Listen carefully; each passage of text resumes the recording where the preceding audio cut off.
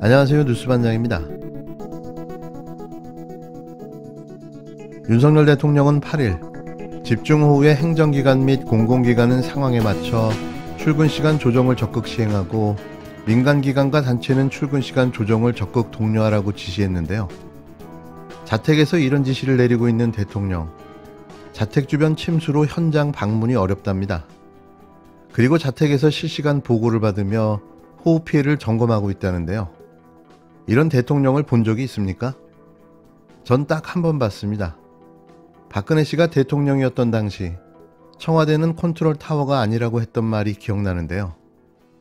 제발 일을 좀 하는 척이라도 좀 해줬으면 합니다.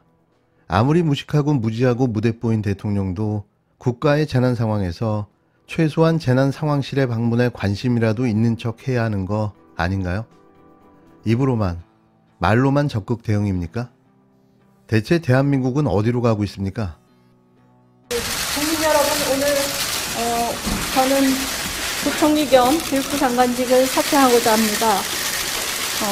제가 받은 교육의 혜택을 국민께 되돌려드리고 싶다는 마음 하나로 달려왔지만 많이 부족했습니다. 학제 개편 등 모든 논란의 책임은 저에게 있으며 제 불찰입니다. 우리 아이들의 더 나은 미래를 기원합니다.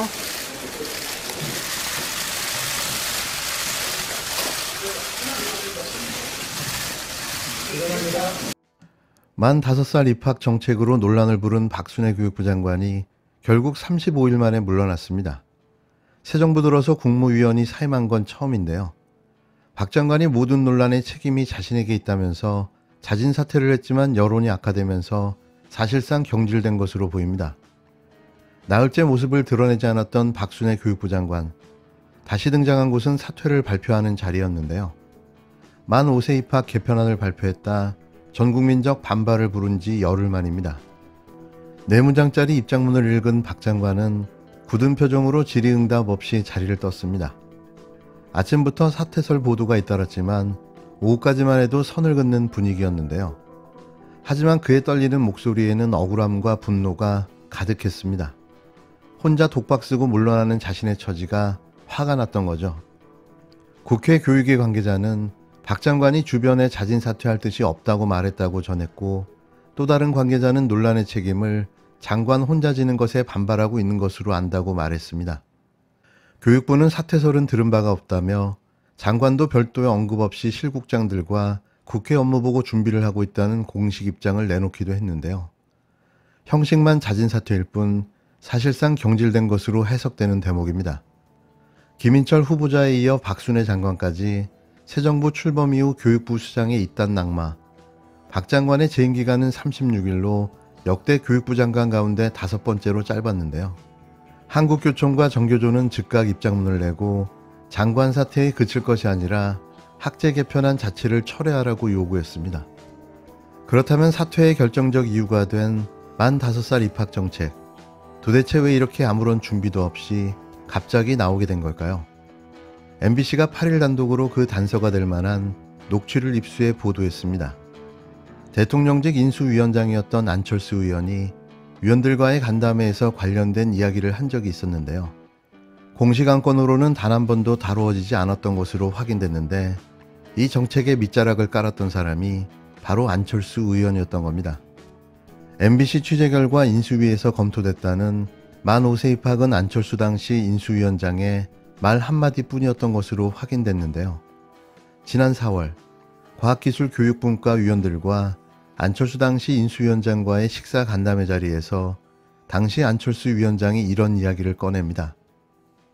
저는 학제 개편해야 된다는 파였어요. 원래 지금 학제가 1951년 교육법 그대로잖아요.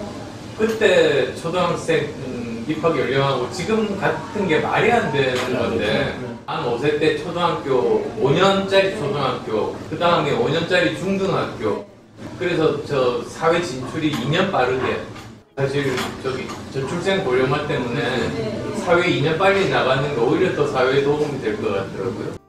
당시 과학기술교육분과위원들은 이후 공식적인 논의가 없었고 인수위에서 업무보고도 한 적이 없다고 밝혔는데요.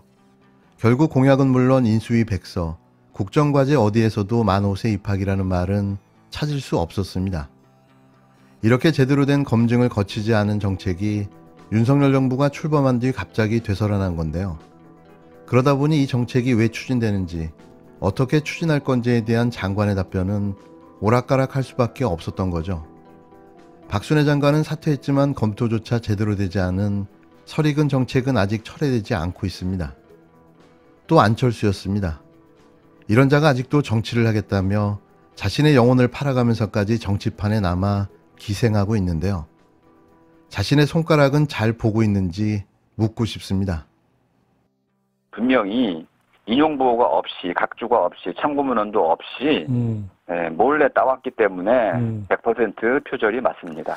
저의 모든 학문적인 업적이 박탈당한 셈이잖아요. 시스템 차원에서 이것을 표절 아니다라고 판정을 했기 때문에 이것은 악행이라고 볼 수 있다는 겁니다.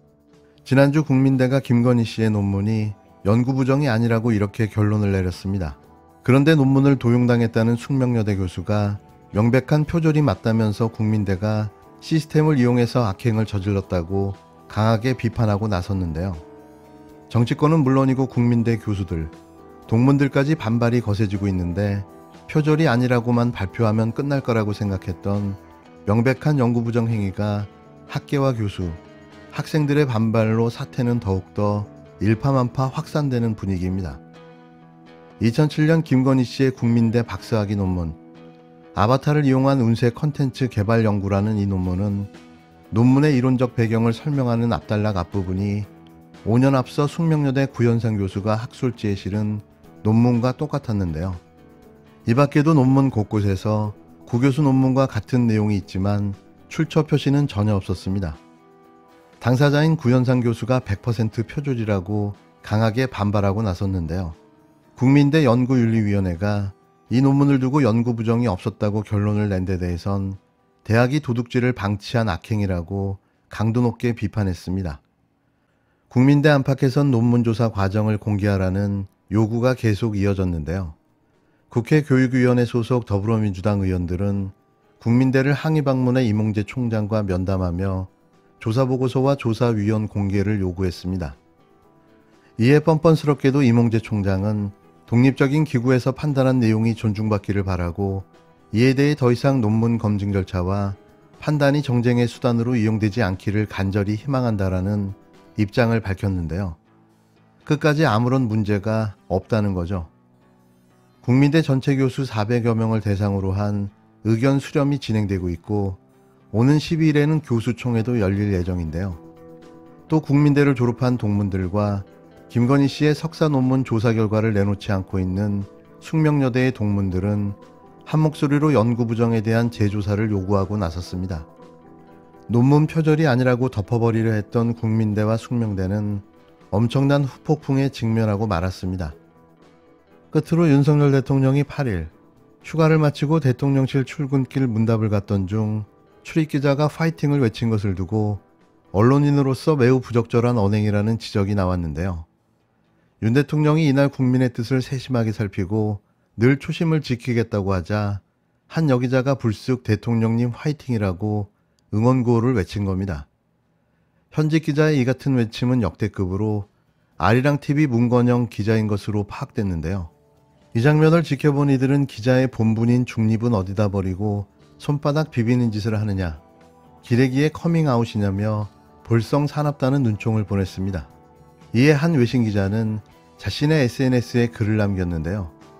한국에서 프리랜서 저널리스트로 활동하고 있는 영국 출신의 라파엘 라시드 기자는 대통령실 출입기자 풀단에 소속된 일부 기자들이 어떻게 윤 대통령의 발밑에서 치어리더처럼 굽실거리는지 매우 민망스럽다고 꼬집었습니다. 왜 항상 부끄러움은 국민들의 몫이어야 할까요? 진심 부끄럽습니다. 모든 어떤 국정 동력이라는 게 다 국민들로부터 나오는 거 아니겠습니까? 국민들의 이 관점에서 모든 문제를 다시 점검하고 잘 살피겠습니다. 어찌됐든 우리 어찌됐든 우리 고맙습니다.